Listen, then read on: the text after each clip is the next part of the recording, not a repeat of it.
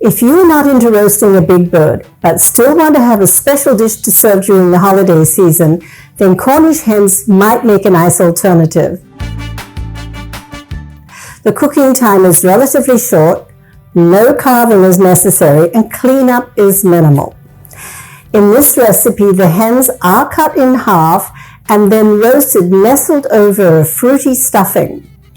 Roasting the birds over the stuffing, of course, adds a lot of flavor to the stuffing.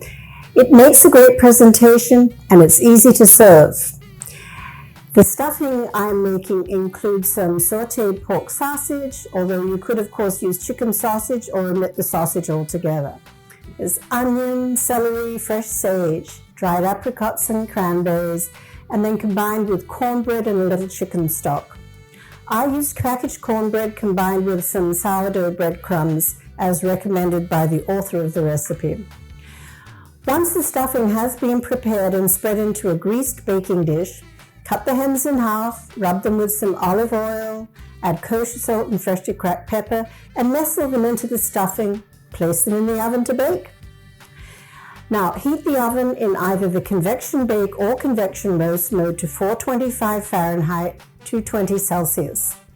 Place the pan in the center of the oven and set the timer for 15 minutes. When the timer elapses, reduce the oven temperature to 350 Fahrenheit, 180 Celsius, and cook for another 20 to 25 minutes until the hens are golden and the juices run clear. If you decide to prepare the stuffing a day in advance of cooking, be sure to bring it to room temperature to be sure that it heats evenly, because you don't want hot hens and cold stuffing. This is a great, easy way to present a rather special dish. Hi, I'm Larissa, your convection enthusiast. Convection cooking can make you a better cook. Check out my videos and I think you'll find that you'll do really, really well.